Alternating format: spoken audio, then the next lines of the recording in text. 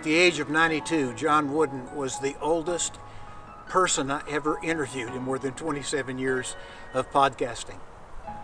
John was the coach of UCLA. He won 10 national championships in 12 years. He taught young men life lessons. He taught them character. He passed on what his dad had given him, which was a piece of paper with 7 life principles on it. And he was a champion for racial equality. John Wooden was a courageous man. He protected those who couldn't protect themselves. I hope you enjoy this series of podcasts with Coach John Wooden. It was the 1920s in rural Indiana. The Depression had not yet rocked America. John Wooden was a young boy growing up on a farm, a high school student who loved basketball, but who was about to meet the real love of his life. I noticed this one little gal, and I didn't know, but she had noticed me too, but I didn't know that. And somehow on the first day of classes, my freshman year, we happened to be in the same class, and I knew right then. And we knew we were going to be married the time I got out of high school, and August 8th, it would have been 70 years, just last August 8th, that we'd have been married. Today, you'll hear the first part of a conversation with a man who grew up to be one of the greatest coaches of all time as we talk about his faith, his family, and basketball. Stay tuned as we talk with Coach John Wooden on Family Life Today.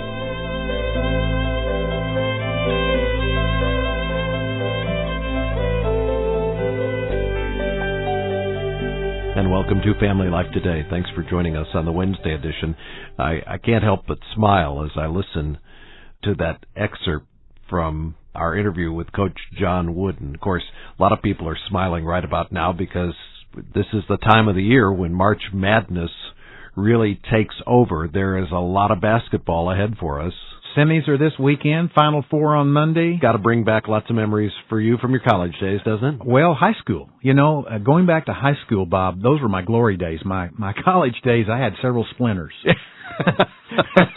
Sitting on the bench, huh? I got the 15th uniform out of 15 in college. I learned what it was like to be a substitute. But your team almost went to the Final Four, didn't it? Well, not the Final Four.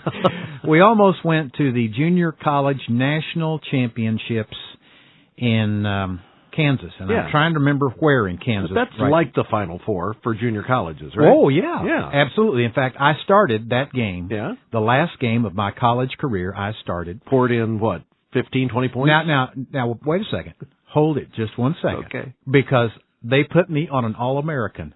This is a true story. The coach had watched me. It was the only game I started in my college career. Right. But my coach was so impressed with me never quitting and just staying out there and being tenacious. Yeah. He started me, and he put me on the quickest guy I've ever played against. Man-to-man defense. Man-to-man defense. And did you know when I left the game in the first half, I played about, 6 or 7 minutes. Right. I had scored more points. Than the All-American. And the reason was this. He was so fast, and I was so slow. He would fake 3 or 4 times, and by the time I had taken his first fake, I was back to where he was really going. And so I would post up underneath the bucket, and the guy didn't like to play defense. Right. And I'd post up on him and score. And so when I left the game, I had actually scored more points than him. Now, some of our listeners are wondering, what are you talking about Dennis's glory days of basketball on Family Life Today? Because we don't really have anything else to talk about today. No, that's not true.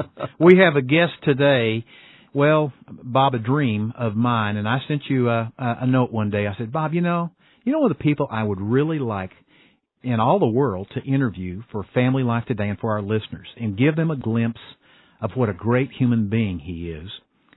What many have described as the greatest coach of any sport of all time. Right. Coach John Wooden. Now, there are a number of our listeners who have no idea who John Wooden is. Right. But a ton do. Coach Wooden coached the UCLA Bruins back in the 60s and the 70s. Well, actually, he started coaching in 1948. That's what most people don't realize is he didn't build that national championship dominant team in the 60s and 70s. He built it in obscurity, beginning in 1948 throughout all the 50s and the early 60s before he won his first national championship in 1964. And after he won his first one, then he won his second and his third and his fourth and his fifth and his sixth. Over a 12-year period, he won 10 national championships. That's right, including winning 88 games in a row before they were knocked off at the Houston Astrodome. And I remember watching this game as a young man where Lou Alcindor was playing against Elvin Hayes, and Houston beat him 71-69, and the Astrodome had like 49,000 people in it. It was nationally televised. It was an event, and there are few coaches that could claim of the accomplishments that in any sport of what he has accomplished, but in basketball, he's the ultimate. Well, we're going to hear a little bit about that game and about a lot of other games as we talk with Coach Wooden over the next few days. A while back, you and I sat down with him in a studio in Los Angeles and just had a great opportunity to find out about the man who grew up to be the coach. Here is part one of our conversation with Coach John Wooden. Tell us about life in the Wooden household when you were growing up as a young lad. We had a small farm, but I learned a lot, I think, of things that helped me later on. You had to work hard. Dad thought there was time for play, but always after the chores and the studies were done. And Dad would read to us every night from the scriptures and a lot of poetry, and I think that created love of poetry, which I've always had, like to dabble in a little bit. My dad was a wonderful person. I never heard him speak an ill word of anybody. Never blamed anybody for anything. I never heard him use a word of profanity. I think that his reading to us of a night later caused all four sons to get through college, although he had no financial means to help and there were no athletic scholarships. All four sons graduated from college and all majored or minored in English and all got advanced degrees.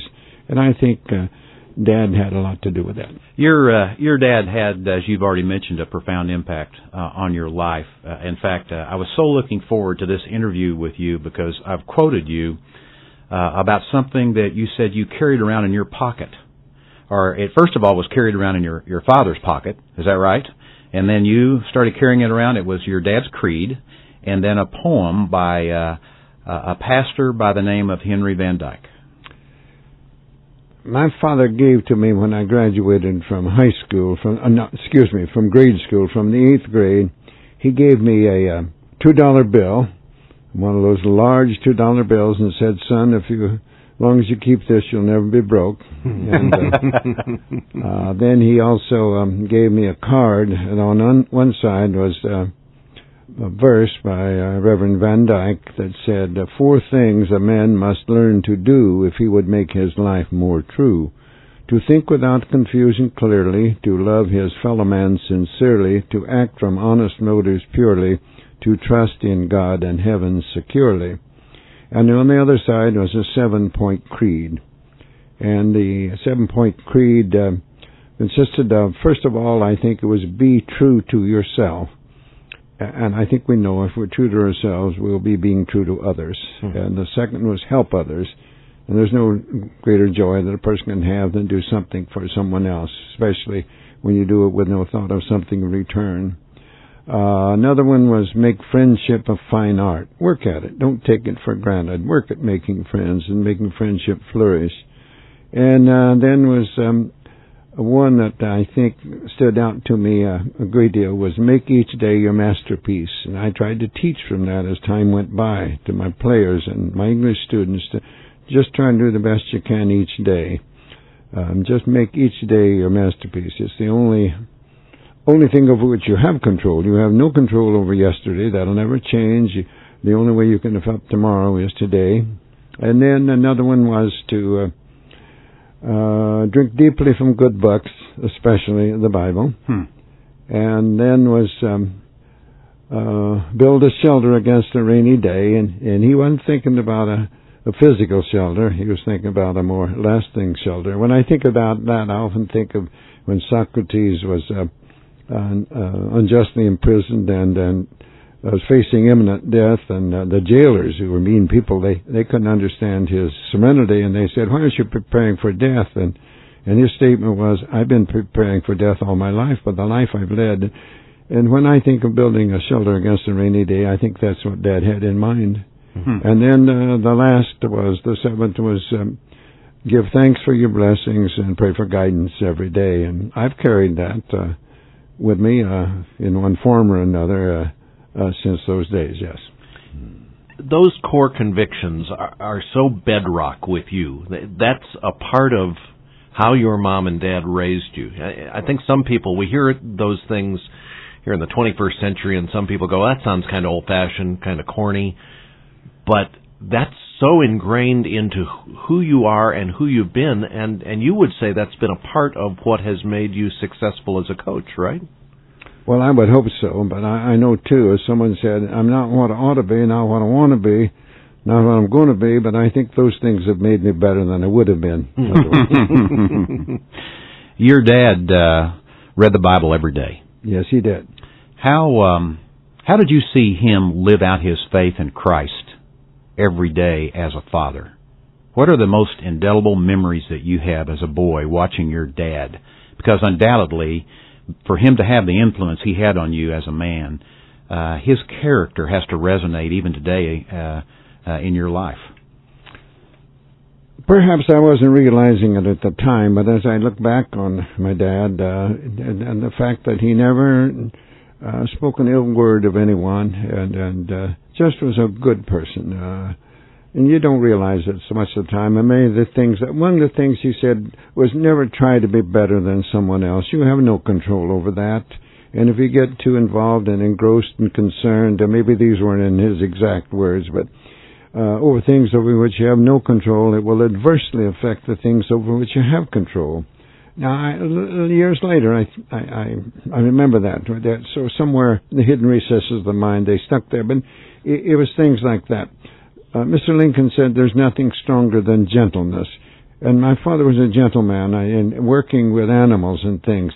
I remember reading to us at night some of the scriptures, and then I can still close my eyes and hear him reading Hiawatha. I can still hear, "By the shores of Gitchagumi, by the shining Big Sea water, stood the wigwam of Nicomas," and so on, and things of that sort. And you didn't have any TV, any radio, so in the evening, reading was the primary form of entertainment, wasn't it? Correct, and by a coal oil lamp or candles.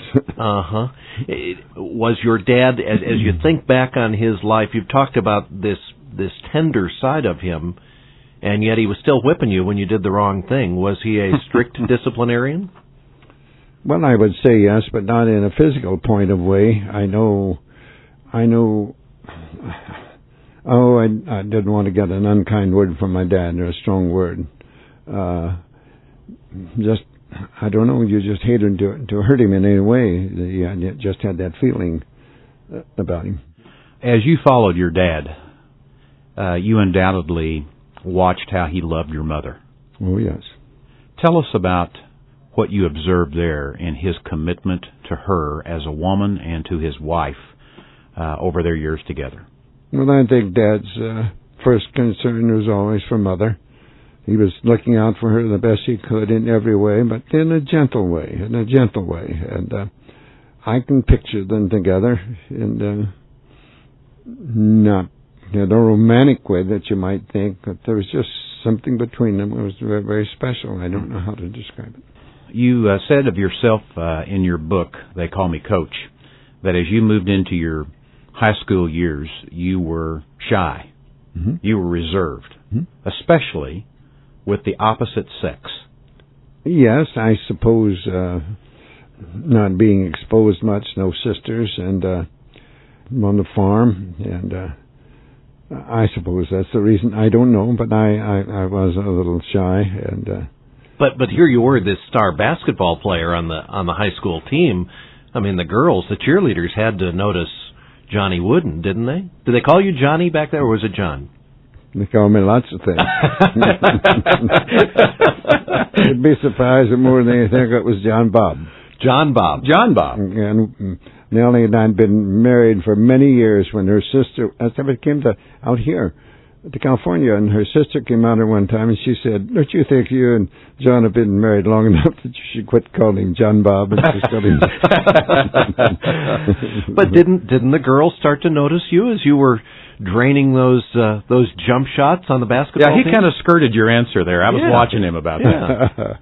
Well, I'll tell you, my freshman year, I was still living on the farm. We didn't lose the farm until after my freshman year. Now, we commuted from this little town of Center, and we lived about a half mile out of that, to Martinsville. And I noticed this one little gal, and I didn't know, but she had noticed me too, but I didn't know that. And that summer, she got a brother of her closest friend, who became very dear to me, to drive up. The brother had a car, and they drove up, and I was working in the field plowing corn with the team, and they parked on the road and motioned for me to come over. I wouldn't go over, and I just kept on. And well, why wouldn't you go over? Here's this cute girl on the side of the road, And you even liked her too. Oh yeah, but well, I was dirty, and somehow on the first day of classes, we happened to be in the same class.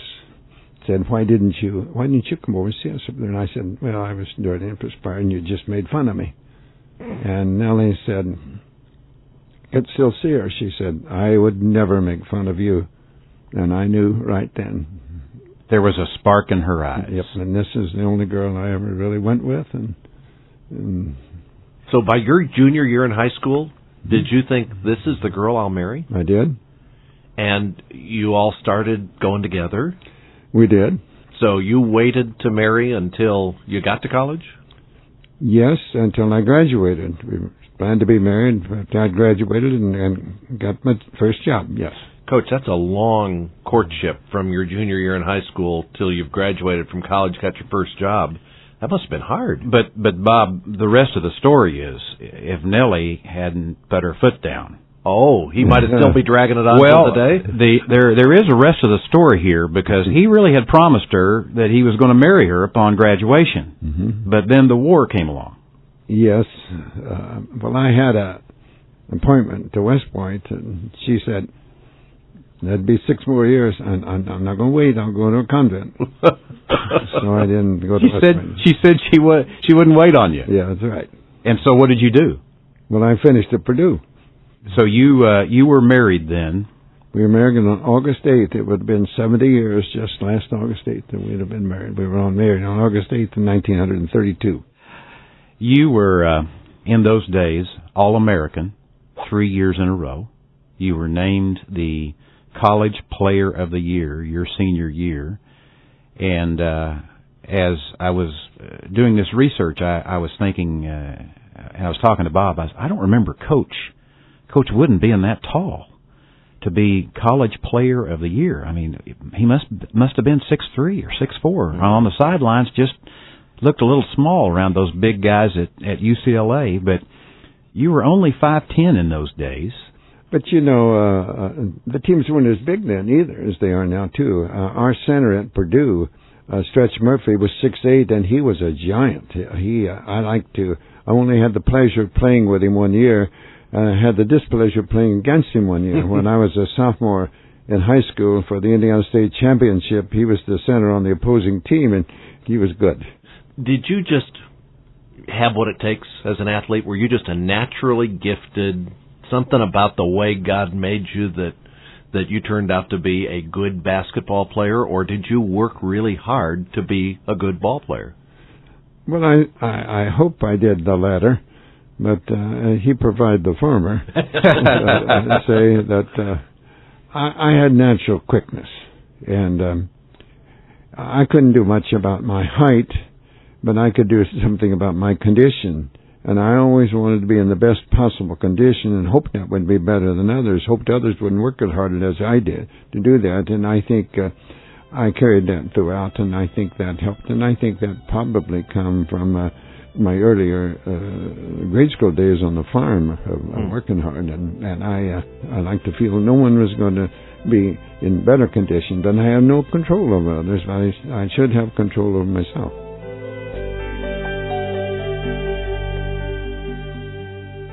Well, we've been listening to a conversation with Coach John Wooden, actually part one of a conversation that we're going to hear the remainder of over the next couple of days. And what a sweet time, huh? It was a great time. Bob, you and I just had a great time. I'd look over at you occasionally, you'd be sitting there grinning, and I'd be grinning. And the reason is when we interviewed Coach, he was 91 years old. Mm-hmm. He's now at his 92nd birthday, and I'm told that he knows where 180 of his players are. His past players, he's kept in touch with them. I heard about a coach the other day whose players never go back to visit him. Mm-hmm. None of them. It's common knowledge that his players don't want to have anything to do with him. Mm-hmm. And I think about Coach Wooden and the wisdom that he passed on, and it reminds me really of Proverbs chapter 4, where a father is imploring and exhorting a son to listen, my son, and acquire wisdom. And I'll tell you, just hanging with the coach for the interview we did over an hour and a half. Mm-hmm. We're not going to be able to air all of it here on the broadcast over the next couple of days. But just hanging with him, you thought, what would it have been like to have played for a coach like that? And then it hit me, that's what our children need to be expressing about us as parents. We learned, we sat under the greatest mom, the greatest dad, the greatest coach, the greatest teacher the world has ever known. Yeah, they're going to be biased, but the idea is that we as parents, we're impacting the next generation just like Coach Wooden did. That's right. You mentioned the entire interview going more than an hour and a half long. We've actually taken the complete interview and put it on 2 CDs, and I got some early copies of these CDs, and I'll tell you what I found. You can pass these out to lots of folks. You can pass them out to the high school coach at the high school where your kids go. Oh, let me tell you something. I've been doing this, and I've had friends doing this. Any coach of any sport, Laura's volleyball coach, I gave her a copy of this, and she grabbed hold of it like it was gold. Mm-hmm. And the reason is, it is gold. Well, it's thoughts on life from a great coach, but it's also thoughts on faith. Yes. And character. Right. And what really matters. You can use this as a way to begin a dialogue and to open doors evangelistically with fans of the game, with coaches, with players, with friends. We have the 2 CD set that features the entire, I think it's about an hour and 45-minute long conversation with Coach John Wooden. It's available in our Family Life Resource Center. You can call 1-800-FL-TODAY to request as many copies as you want. Even looks like a basketball on one side and a net on the other. 1-800-F as in family, L as in life, then the word today. You can also order online at familylife.com. Ask for the 2 CD set of our conversation with Coach John Wooden when you contact us. And there's a second resource we want to mention to you as well. Coach Wooden has put together a course that is designed to teach his principles of success in business, in athletics, in school. We have a video cassette where Coach lays out the pyramid of success that he put together. And we have the pyramid on our website at familylife.com, but we also have it on a mouse pad that you can have by your computer just to review the character qualities that go into success in any endeavor. Along with the video and the mouse pad, we've got a wallet card. Not just any wallet card. No, it's a laminated. That's right. And it has some of the coach's philosophy on it. Never lie, never cheat, never steal, don't whine, don't complain, don't make excuses. Pretty simple stuff, but profound nonetheless. Ask for these resources when you call 1-800-FL-TODAY. Again, it's 1-800-F as in family, L as in life, then the word today.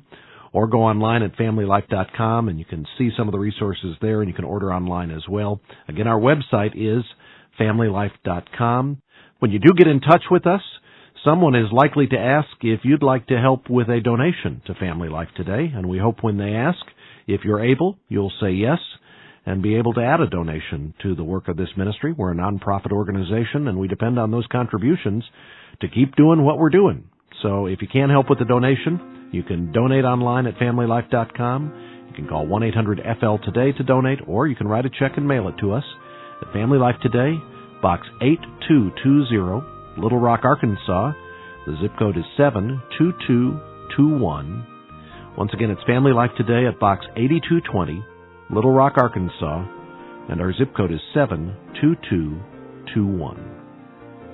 Well, tomorrow we're going to find out how the UCLA dynasty almost never happened, and how it might have been the Minnesota dynasty if it hadn't been for a snowstorm. Yeah, this is a great story. We'll hear that. Lost opportunity. We'll hear that tomorrow as we continue our conversation with Coach John Wooden. Hope you can be with us for that. I want to thank our engineer, Robbie Neal, our entire broadcast production team. On behalf of our host, Dennis Rainey, I'm Bob Lepine. We will see you back tomorrow for another edition of Family Life Today.